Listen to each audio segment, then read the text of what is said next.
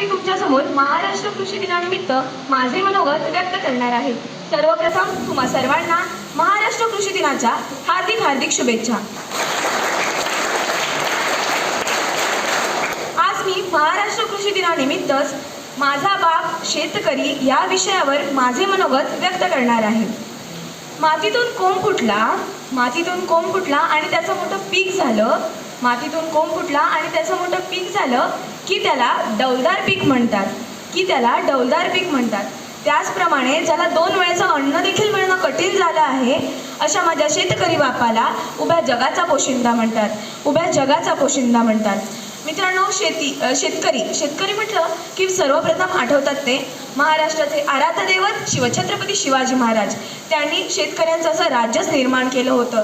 त्यानंतर आठवतात ते महात्मा ज्योतिबा फुले, ज्यांनी शेतकऱ्यांचा आसूड असा एक महान ग्रंथ लिहिला। असं असलं तरी सध्याच्या शेतकऱ्याची परिस्थिती आज मी तुम्हाला एका 4 ओळीमध्ये सांगणार आहे। नाही प्यावा वाटत विषाचा घोट, पण काय करणार मायबाप सरकार, मातीच्या वासानं कधी भरतं का हो पोट। मित्रांनो, शेतकरी म्हटलं की आठवतात ते 2 शब्द, एक म्हणजे भिकेची तिजोरी आणि 2 म्हणजे पैशाचा तुटवडा। कधी असं कोण म्हणतं का की शेतकरी श्रीमंत आहे? तर नाही, शेतकरी श्रीमंत असं कधीच म्हटलं जात नाही। असं असलं तरी शेतकरी हा आपल्या शेतामध्ये एखादं चांगलं पीक आलं तर शेतकऱ्याला फार आनंद होतो। मग तो त्याची कापणी करतो आणि नंतर बाजारामध्ये विकतो आणि आपल्या सर्वांचं उदरनिर्वाह करतो। असं असलं तरी त्याला निसर्गाची साथ नाही, नशिबाचा हात नाही, दुष्काळाची अवकृपा त्याचा कधी पाठच सोडत नाही। मित्रांनो, सध्या तंत्रज्ञान आपलं खूप पुढे गेलं आहे। त्यामुळे दुष्काळ जरी पडला तरी आपण सिंचन पद्धतीनुसार थोडं तरी पीक घेऊ शकतो। पण अतिवृष्टी झाली तर, ओला दुष्काळ पडला तर सगळंच नाहीसं होतं आणि अशामुळेच शेतकरी कर्जबाजारी होतो। आणि म्हणूनच आज मी तुम्हाला महाराष्ट्र कृषी दिनानिमित्त आवाहन करते की आपण शेतकऱ्यांच्या विरुद्ध कार्य केले पाहिजे। त्याचबरोबर शेतीमध्ये काय आपली मदत होईल तर मदत केली पाहिजे। आणि शेवटी मी जाता एवढेच म्हणेन, उंच उडा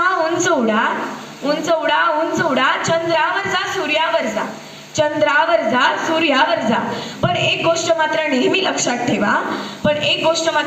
लक्षात ठेवा, जी उंच उडायला शिकवते ती माती तुमची चूक झाली तर गाडायलाही तिला नाही कोणाची भीती। म्हणूनच आपण सर्वांनी आपल्या मातीशी कृतज्ञ असले पाहिजे। एवढे बोलून मी माझ्याकडून आणि माझ्या इयत्ता 9वीच्या वर्गाकडून पुन्हा एकदा तुम्हाला कृषी दिनाच्या खूप खूप शुभेच्छा देते आणि इथेच थांबते। धन्यवाद। विद्यार्थिनी आहे स्नेहा सुरेश घेरडे।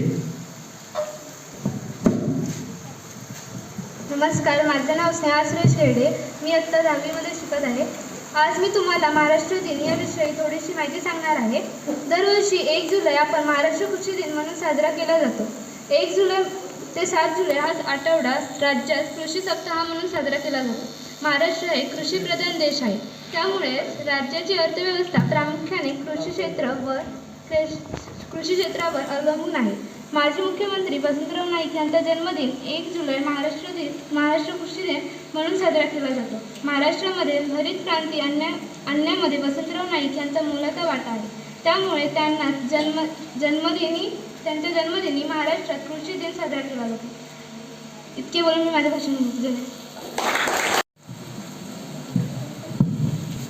नमस्कार, माझे नाव सानिया सूर्यकांत सुतार, मी इयत्ता 10वीमध्ये शिकत आहे। आज मी तुम्हाला महाराष्ट्र कृषी दिन याबद्दल काही 2 शब्द सांगणार आहे, ते तुम्ही शांतपणे ऐकून घ्या। दरवर्षी 1 जुलै महाराष्ट्र दिन कृषी दिन म्हणून साजरा केला जातो। 1 जुलै ते 7 जुलै हा आठवडा राज्यात कृषी सप्ताह म्हणून साजरा केला जातो।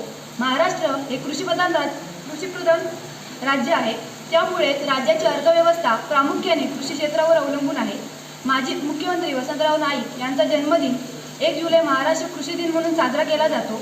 महाराष्ट्रामध्ये हरित क्रांती आणण्यामध्ये वसंतराव नाईक यांचा मोलाचा वाटा आहे, त्यामुळे त्यांच्या जन्मदिनी महाराष्ट्रात कृषी दिन साजरा केला जातो। कृषीविषयक समस्या हाताळून महाराष्ट्र धान्याच्या बाबतीत नाईक यांनी लक्ष दिले होते. 2 वर्षात महाराष्ट्र धान्याच्या बाबतीत स्वयंपूर्ण झाला नाही तर मी फाशी जाईन असे त्यांनी 1965 मध्ये सांगितले होते. ते हाडाचे शेतकरी होते. शेती आणि शेतकरी हे त्यांचे जिव्हाळ्याचे विषय राहिले. शेतीला आधुनिक स्वरूप देण्यासाठी त्यांनी सातत्याने प्रयत्न केले. राज्यात कृषी विद्यापीठाची स्थापना केली. आपण शेतकऱ्यांचा आदर केला पाहिजे. धन्यवाद.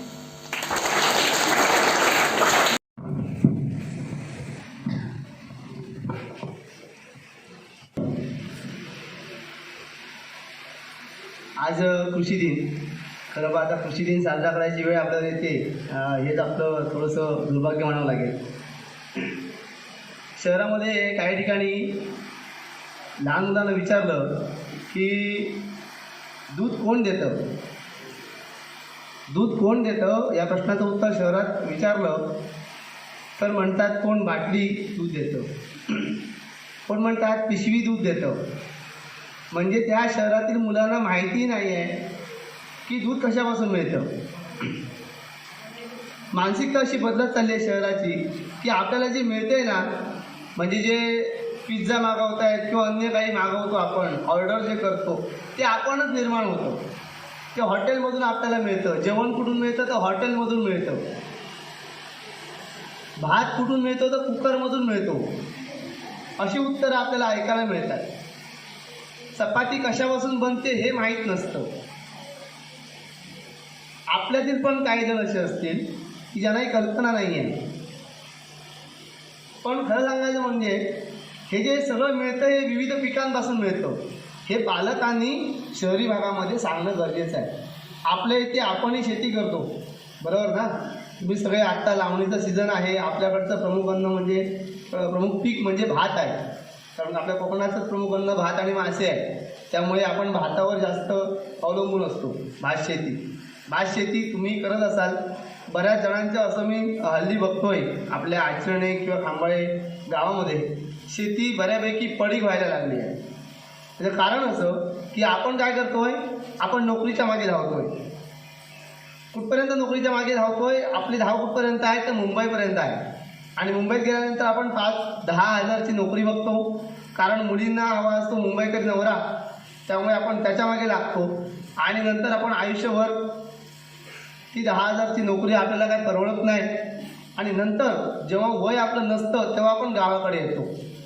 अशी बरीचशी उदाहरणं आहेत की बरेचसे तरुण वर्ग जो आहे तो मुंबईकडे गेला आहे काही व्यवसायानिमित्त. आणि इथे मात्र त्यांची जमीन आहे ती पडीक आहे.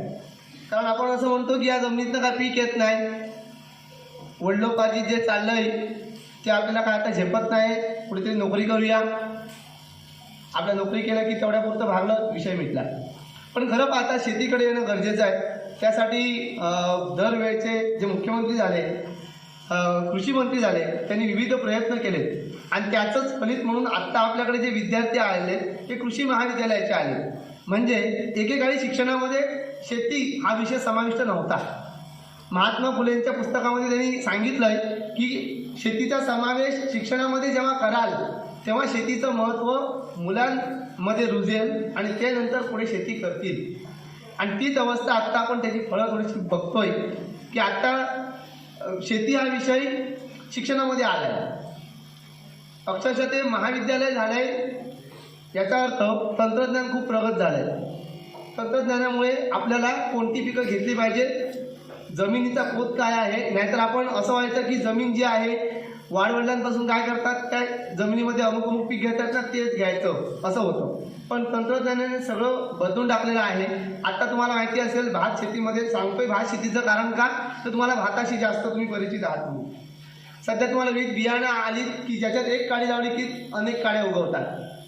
माहिती असेल बऱ्यापैकी शेतकरी आपल्या इथले आता एक काडी करायला लागले किंवा 3 काडी करायला लागले. मग एक काडी लावल्यानंतर त्याला धुमारे फुटून अजून नवीन एकाला 4-5-6 काड्या फुटतात आणि नंतर मग जास्त पीक आपल्याला मिळतं. म्हणजे आपण लावतो एक बी पण त्यापासून आपल्याला विविध लोंब्या ज्या मिळतात त्यामध्ये धान्य जास्त असतं. म्हणजे हे काय झाले शेतीमध्ये झालेले बदल आहेत. मग एवढं प्रगत झाली म्हणतो आपण शेती, तरी पण शेतकरी आत्महत्या का करतात याचाही कुठेतरी अभ्यास होणं गरजेचं आहे. तर होतं असं आता हल्लीच्या बातम्या पाऊस सुरू झाला की बियाणं येतं. मग आता जेव्हा तंत्रज्ञानात प्रगती होते तेव्हा दोन असतात, एक फायदा असतो एक तोटा असतो. फायदा झाला तर उत्तमच आहे, पण आपलं कलियुग चालू आहे ना, मग आपण काहीतरी वाईट करणारच. मग होतं असं, शेतकऱ्यांना फसवलं जातं. काय फसवतात तर बियाणं जे आहे ते नकली बनवलं जातं, डुप्लिकेट बनवलं जातं. मग बावडा शेतकरी जे विकत घेतो, मेहनत करतो, साधी गोष्ट नाही नांगरणं म्हणजे. पूर्वीच्या काही बैल जोड्या होत्या, त्यातून नांगर जातं, आता ट्रॅक्टर आले, त्यालाही इंधन लागतंच. मग त्यातून एवढं नांगरायचं, बी पेरायचं आणि त्यातून काय उगवणारच नाही, म्हणजे ते बियाणं फुकट गेलं. परत रोपं लावायची म्हटल्यानंतर परत नांगरलं पाहिजे, परत मेहनत आली, परत खर्च सगळा फुकट जातो. आणि ज्यांची शेती मोठी असते त्यांना जास्त खर्च येतो, ते कर्ज काढून हे सगळं करत असतात. आणि परत पुन्हा पुन्हा त्याची पेरणी करणं, बियाणं विकत घेणं हे शक्य होत नाही. कर्जबाजारी असल्यामुळे मागच्याच वर्षीचं कर्ज, समजा पाऊस जास्त पडला तर ओला दुष्काळ, नाही पडला तर कोरडा दुष्काळ, म्हणजे जर तरवर आहे. जर समजा मी यावर्षी एखादं पीक केलं तर ते पावसावर अवलंबून आहे. पाऊस चांगला पडला तर पीक मला चांगलं भेटणार आहे, पाऊस नाही पडला तर माझी तजवीज काय, याचा कुठेतरी विचार झाला पाहिजे. पाऊस नाही पडला तर कुठेतरी पाण्याची उपलब्धता त्या शेतकऱ्याला झाली पाहिजे. मग त्याच्यावरनं पण पुढे राजकारण, आता राजकारणाकडे शिरण्यात अर्थ नाही आहे, पण तरीही त्यातही राजकारण अमक्या निधीच पाणी तिथे गेलं तर ते आपल्याकडे नाही जात आहे, आपल्या मतदारसंघाकडे जात नाही आहे, मग तिथे जाऊ न देण्या त्यासाठी प्रयत्न करणं, असं सगळं होत चाललं आहे. त्यामुळे शेतकऱ्यांच्या आत्महत्या होतच राहतात.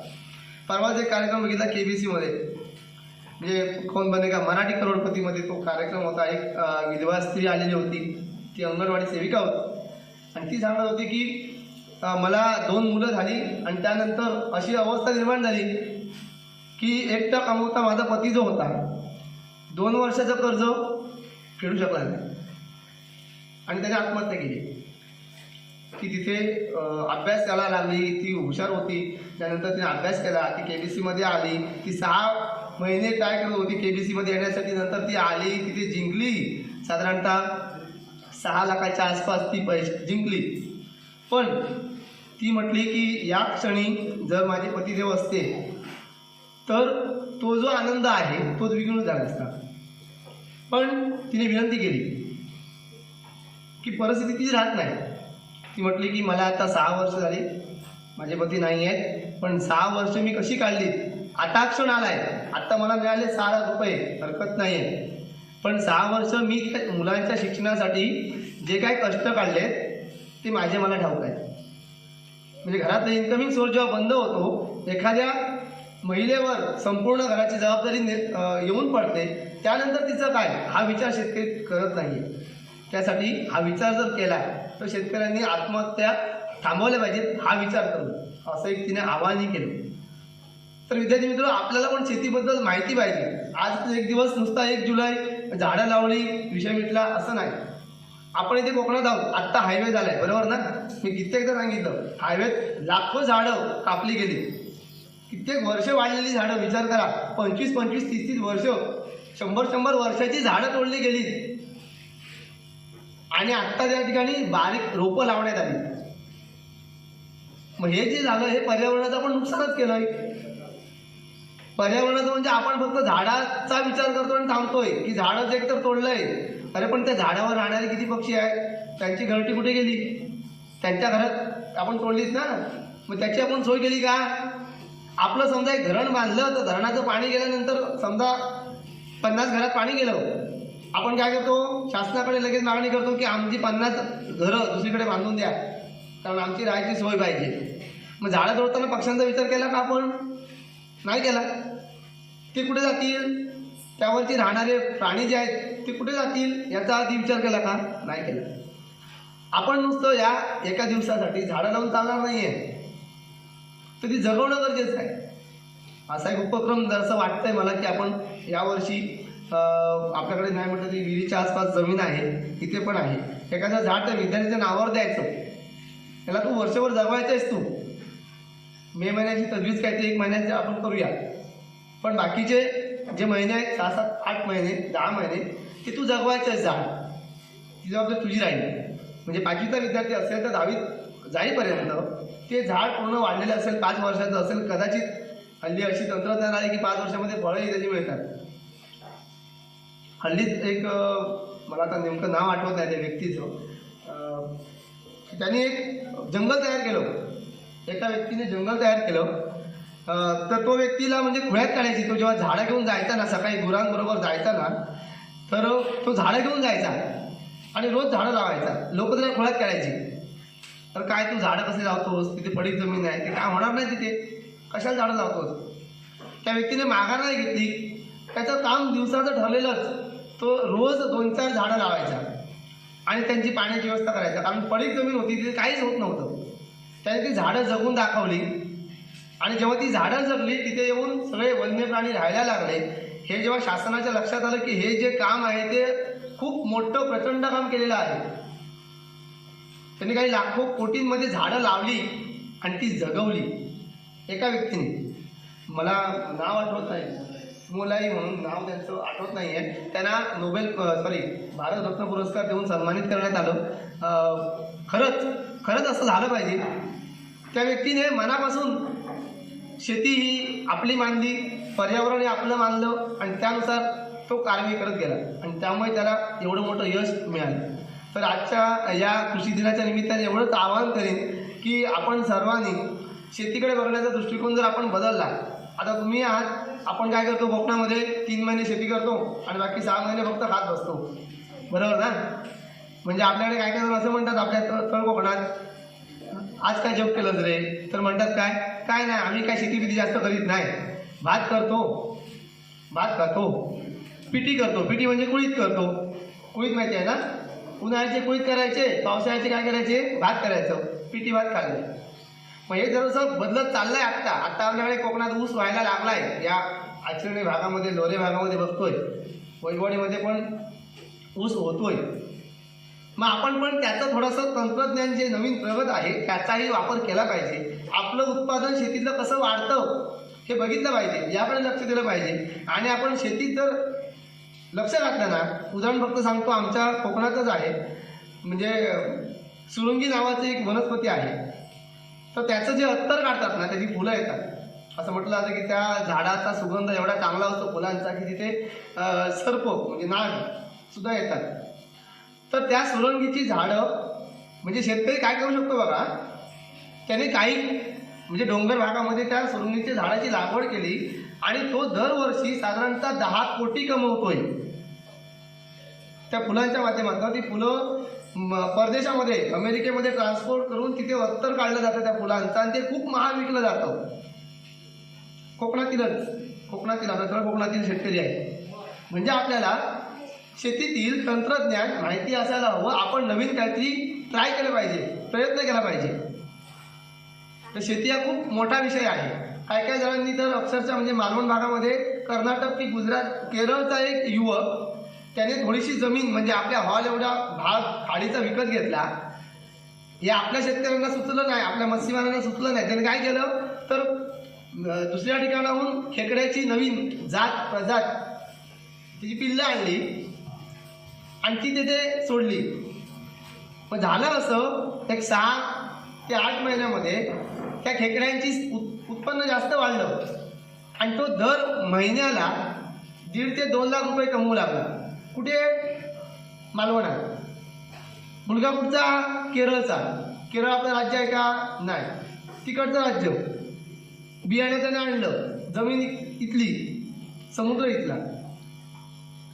आणि आपले काय करतात, 12वी झालं की मुंबई, 5,000 रुपये, 10,000 रुपये आणि येताना येणार असा टी शर्ट घालून, हाफ पॅन्ट, ती रिपोर्ट घालून, जसं का मी मोठ्या नोकरी करतो, बरोबर ना.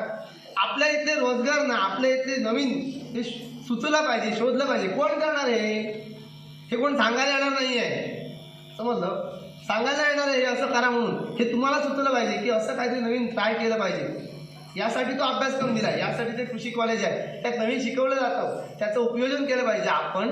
आणि तरच हे जे आपण दिन साजरे करतो त्याचं कुठेतरी सार्थक होईल असं मला वाटतं.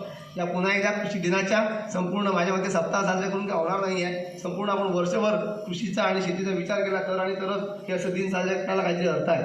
तर पुन्हा एकदा मी सर्वांना कृषी दिनाच्या हार्दिक शुभेच्छा देतो आणि थांबतो. धन्यवाद. धन्यवाद सर. आपण दिले मोलाचा आहे. तसंच आम्हालाही भरपूर तुमच्याकडून मार्गदर्शन मिळालेलं आहे. यानंतर आजचे आपल्या यशवंतराव चव्हाण विद्यालयाचे मुख्याध्यापक कालेकर सर आपल्याला मार्गदर्शन करतील.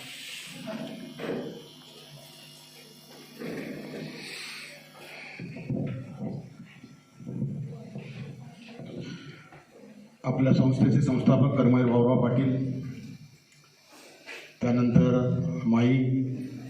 माझे सहकारी बंधू भगिनी आणि विद्यार्थी मित्र, आज 1 जुलै कृषी दिन साजरा करण्यासाठी आपण आज एकत्र आलो आहे. सर मगाशी म्हणाले, आपण ज्यावेळी एखादा दिन साजरा करतो त्यावेळी त्या गोष्टीचं महत्त्व कमी झालेलं असतं आणि त्याची परत आठवण करून देण्यासाठी हा दिवस साजरा करावा लागतो. आज आपण जर बघितलं तर 80% आपली भारताची जी अर्थव्यवस्था आहे ही कृषीवर अवलंबून आहे.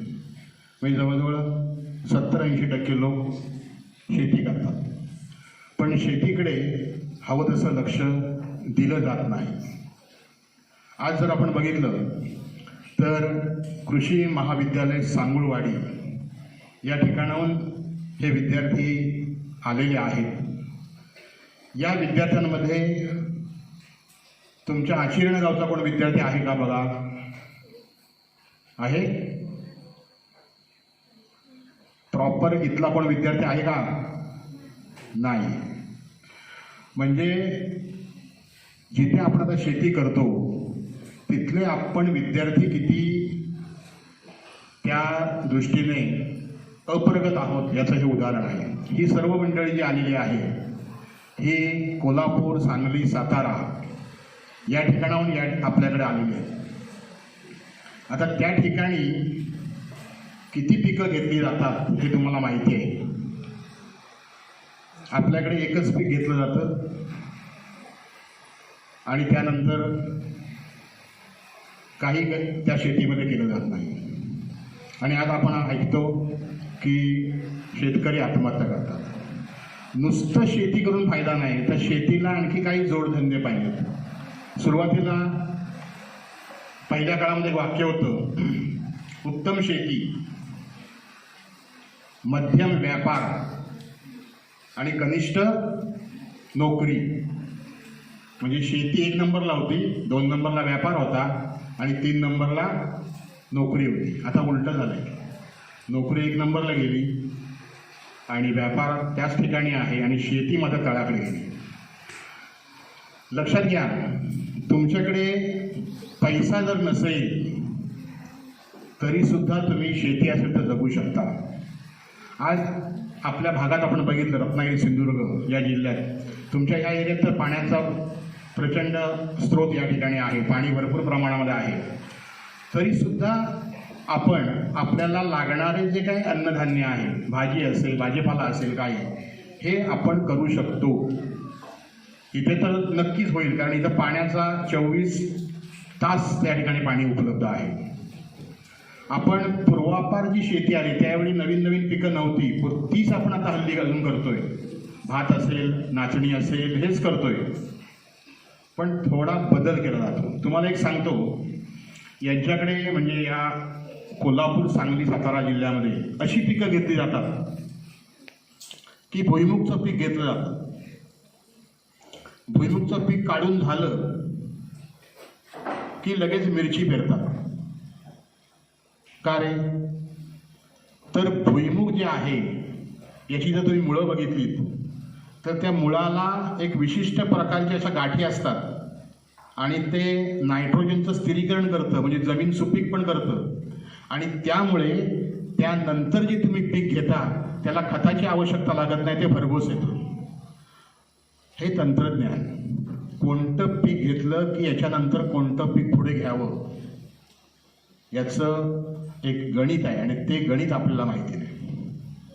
आपण 120 रुपये किलो, 80 रुपये किलो, 90 रुपये किलोने झेंडूची फुलं घेतो. वरती घाटावर काय झेंडूची शेती केली जात नाही, ऊसामध्ये झेंडू टाकला जातो. हे त्यांचं बाय प्रॉडक्ट आहे. ऊसामध्ये झेंडू टाकला जातो आणि त्याचं ते विकला नाही विकला तरी त्याला काही फरक पडत नाही. पण तिथे आपण ते दसऱ्याला 120 रुपये, 90 रुपये 100 रुपये किलोने घेतो. कोणतरी आपल्याकडचं पण काही शेतामध्ये गोंडे वगैरे, आपण त्याला आमच्याकडे गोंडे म्हणतात, झेंडू काही जण करतात. म्हणजे थोडक्यात मला काय सांगायचं आहे की हे कृषी महाविद्यालय आपल्या तालुक्यात आहे आणि म्हणून तुम्हाला मगाशी प्रश्न विचारला, आपला पण विद्यार्थी आहे का? नाही. म्हणजे हे विद्यालय काढून काय फायदा झाला आपल्या विद्यार्थ्याचा? काही नाही. कारण तेवढं ज्ञान, जनरल नॉलेज आपल्या विद्यार्थ्यांना येत नाही. इतके जवळ आता आहे, फोंड्याला पण आहे, त्यानंतर हे आता सांगुळवाडी, 2-3 ठिकाणी या ठिकाणी कॉलेज आहेत. पण ह्या विद्यार्थ्यांना ते माहिती आहे ओरसला एक आहे. हे विद्यार्थी तिकडून येतात, आपलं घर सोडून येतात, इथे हॉस्टेलला राहतात, ती फी त्यांची 60-70 हजार रुपये भरतात आणि आता ते 4 वर्षानंतर BSc ॲग्री होणार. तर हा यांचा जो कोर्स आहे हा 12वी नंतर आहे. नुसत्या 12वीच्या मार्कावर मिळत नाही, त्यासाठी CET द्यावी लागते, बरोबर ना? CET द्यावी लागते आणि त्या CETत नंबर आले की मला वाटते आपल्या महाराष्ट्रात 5 विद्यालय आहेत, 4 विद्यापीठ आहेत. त्या 4 का 5 विद्यापीठांची लिस्ट लागते आणि त्यानुसार हे विद्यार्थी महाराष्ट्रात त्या ठिकाणी जातात. आमच्याकडे एक आहे दापोली कृषी विद्यापीठ. तर मी सगळ्यात तुम्हाला आवाहन करतो की असे जे विविध कोर्स निघालेले आहेत याचा आपण फायदा घ्या. आता तुम्ही समजा हा कोर्स केलात तर बँकेत नोकरी करू शकता, कलेक्टर होऊ शकता, तहसीलदार होऊ शकता, तलाठी होऊ शकता, ग्रामसेवक होऊ शकता, अनेक आहेत. काहीच नाही झालं तर शेतीसाठी लागणारी अवजारं, त्यासाठी लागणारे जे काही कीटकनाशक आहे हे तुम्हाला ठेवण्याची परवानगी, म्हणजे दुकान टाकण्याची परवानगी असते. एवढं सगळं आहे आणि आपल्याकडे ते उपलब्ध आहे. त्यामुळे आपल्याकडे जे उपलब्ध आहे त्याचा पहिला विचार करा. हा विद्यार्थी तिकडे गेला म्हणून मी पण तिकडे जातो असं करू नका. आपले पालक बरेचसे, आपण जेव्हा मीटिंग घेतो तेव्हा पालक नसतात, महिला वर्ग असतो, ते मुंबईला तुमच्यासाठी नोकरी करतात. परंतु हे नॉलेज घेऊन तुम्ही आत्ता काय केलं तर आपल्याला नोकरी मिळेल ह्याचा विचार, किंवा हे जे जनरल नॉलेज नेट तुमचं आहे, आपण मोबाईल कशासाठी वापरतो याची माहिती घेऊन पुढचं भविष्य, म्हणजे हे सांगण्याचं कारण म्हणजे का की भविष्यात तुम्हाला मग बेकार राहता येणार नाही. आणि या दिनानिमित्त तुम्हाला सांगेन, झाडे जगवा झाडे लावा हे तुम्हाला माहिती आहे, पण सगळेच काही झाडे लावत नाहीत. तर त्यांना सुद्धा मी आवाहन करेन, झाडं लावली नाहीत तर जी झाडं जगले ती तोडू तरी नका, ती झाडं तोडू तरी नका. आदिवासी लोक आपला जो संसार करतात रानामध्ये किंवा जंगलामध्ये, ते काय करतात, सुकलेलं झाड तोडतात, सुकलेलं झाड तोडतात आणि ते वापरतात. नवीन झाड किंवा ओलं झाड तोडत नाही. तर एवढं जरी आपण केलं तरी पर्यावरणाचं बरंचसं आपण फायदा करून देऊ. हा कृषी दिन जो आहे हा 1989 पासून साजरा होतोय. माननीय आपल्या संस्थेचे अध्यक्ष शरदचंद्रजी पवार यांनी तो डिक्लेअर केलेला आहे. त्यानंतर हा कृषी दिन माजी मुख्यमंत्री वसंतराव नाईक यांच्या जन्मदिवसानिमित्त हा सर्वत्र साजरा केला जातो. तर परत एकदा मी सर्वांना या कृषी दिनाच्या या सांगुळवाडी महाविद्यालयाचे जे काही विद्यार्थी आहेत त्यांना या कार्यक्रमाबद्दल धन्यवाद देतो, शुभेच्छा देतो आणि मी थांबतो. जय हिंद, जय महाराष्ट्र.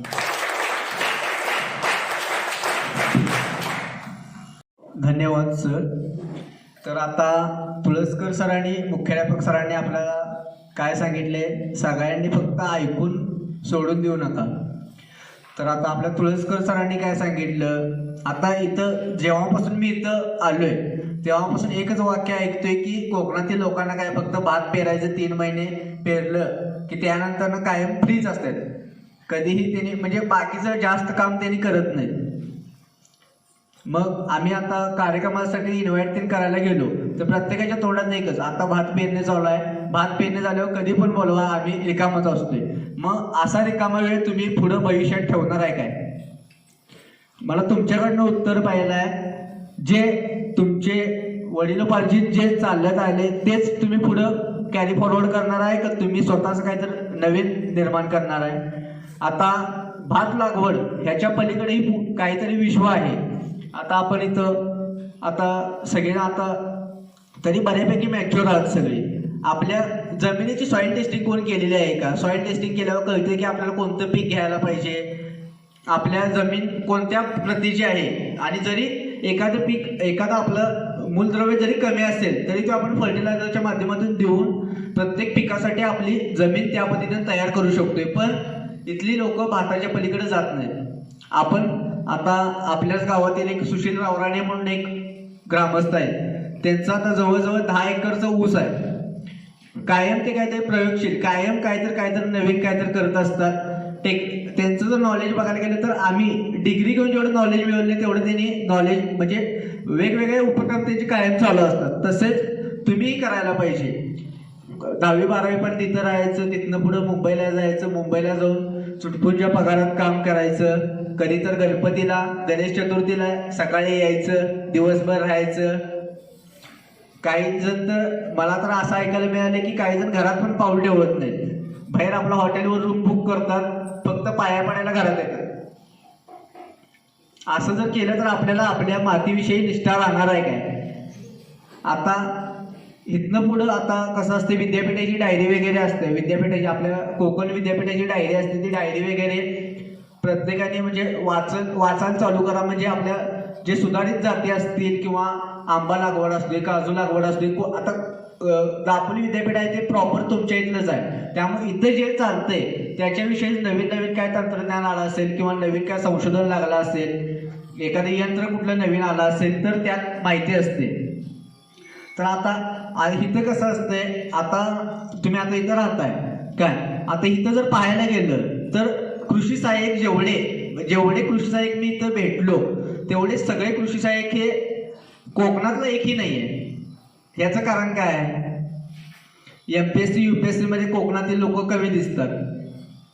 म्हणजे तुम्हीच स्वतःला असं विश्व निर्माण केले की याच्या पलीकडे आपल्याला जायचंच नाहीये. आपल्या गरजा काय? 2 वेळेचं खाणं, निवांत राहायचं. इथनं पुढे तुम्हाला राहायचंय का नाही?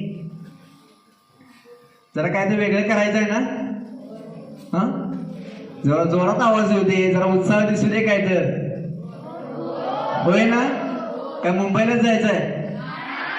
जेव्हा मुंबईला जायला पण काय प्रॉब्लेम नाही, पण आपली जी मातीविषयी निष्ठा आहे ती कायम ठेवूनच जायचं. आता जरी आम्ही इथं कोकणात राहत असलो तरी प्रत्येकाला आपापल्या मातीविषयी अभिमान आहे. आता कसं आहे, आता आपण आपलं जे भविष्य आहे ते आतापासून थोडं बिल्ड करायला चालू करा. कृषी सहाय्यक वगैरे जे असतील ते आता बऱ्यापैकी इथले जे गव्हर्नमेंट सर्वंट आहेत ते सगळे बाहेरचे. का आपण का करू शकत नाही का? तुमच्या टॅलेंट आहे का नाही? आहे का नाही? जोरात आवाज येऊ दे. आहे ना? तुम्ही पण अधिकारी होणार का नाही? जरा जोरात म्हणा, शिक्षकांना पण अभिमान वाटला पाहिजे. हा, तर आता आपल्या मुख्याध्यापक सरांनी सांगितलं की कृषी महाविद्यालय, आता तुमच्या जवळच 3 कृषी महाविद्यालय आहेत. ओरसचं आहे, सांगोलवाडीचं, फोंड्याचं आहे. पण एक म्हणजे जास्त कोकणातील विद्यार्थी नसतात. ज्या कोर्सला आम्ही 4 लाख रुपये घालून करतोय तो कोर्स तुम्ही 1 लाख रुपये करू शकताय. कारण आमचा जर खर्च बघितला, फी सोडून आमचं नाही म्हणलं तर महिन्याला 6-7 हजार रुपये खर्च आहे. ते इथं तुमचं काय होणार आहे? काय जेवणाचा खाण्याचा काय तुम्हाला खर्च आहे? नाही. पण एवढं पण राहू दे. ह्यात कसं असतं, युनिव्हर्सिटी कोटा आणि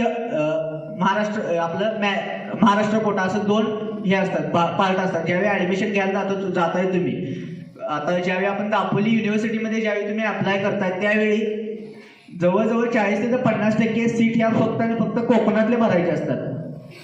40 ते 50% सीट ह्या फक्त कोकणातल्या भरायच्या असतात. पण दुर्दैव असं आहे की 40% सीट कोकणातली पोरं अप्लायच करत नाहीत. अप्लाय केल्या तुम्हाला ऍडमिशन मिळते. पण आम्हाला तसं नाही. आम्हाला कसं असते, तुमच्या जे 40-50% आहेत त्यातले 10-20% भरतात. तुमच्यातले ज्या 20% राहिलेले आहेत मग त्या फिरून आमच्याकडे येतात. आणि आमच्या नशिबानं तुमच्या दुर्दैवानं आम्हाला ऍडमिशन मिळते. तुम्ही जर तुमच्यातली जर पोरं ऍडमिशन घेतली असते तर आम्ही इथं नसतो आता. बरोबर आहे ना? पण आता तुम्हाला तर एवढा युनिव्हर्सिटी कोटा जो असतोय तो टोटली फक्त आणि फक्त कोकणाच्या लोकांसाठी असतोय. तुमचं मेरिट पण कमी असते. कुठेतरी अवेअरनेस आपण क्रिएट केला पाहिजे.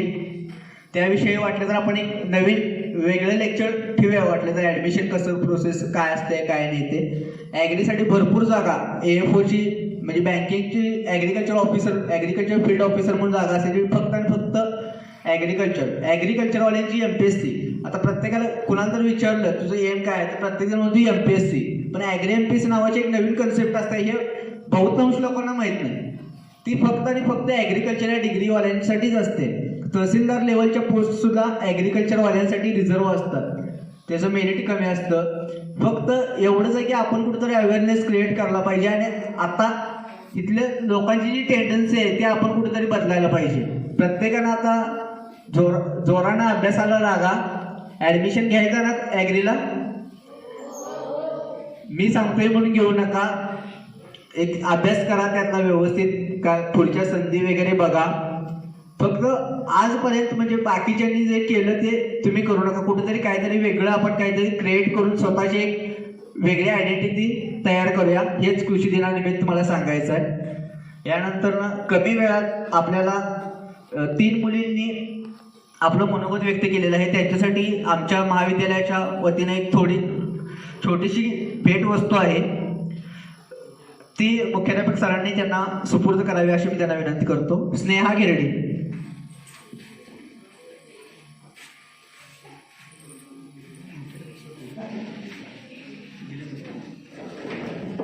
आमचं सहकार्य त्यांनी घेतलं आणि त्यांचा हा जो कार्यक्रम आहे त्याला अजून शोभा आली.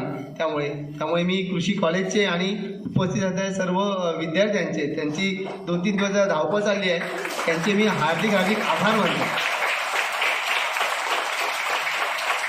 याचबरोबर सामाजिक वनीकरण विभागाचे पदाधिकारी सकाळी या ठिकाणी उपस्थित होते. त्यांनी वृक्षारोपणाचं काम जे आहे ते आपल्या विद्यालयामध्ये केलेलं आहे. तर ते या ठिकाणी उपस्थित राहिले. त्यांनी सर्व विद्यार्थ्यांना खाऊ पण दिलेला आहे. तो आत्ता आपण वितरित करणार आहोत, वाटप करणार आहोत. त्याचबरोबर त्यांनी आपल्या विद्यालयाला झाडं उपलब्ध करून दिलेली आहेत. तर त्याबद्दल मी विद्यालयाच्या वतीने सामाजिक वनीकरण विभाग वैभववाडी यांचे हार्दिक आभार व्यक्त करतो.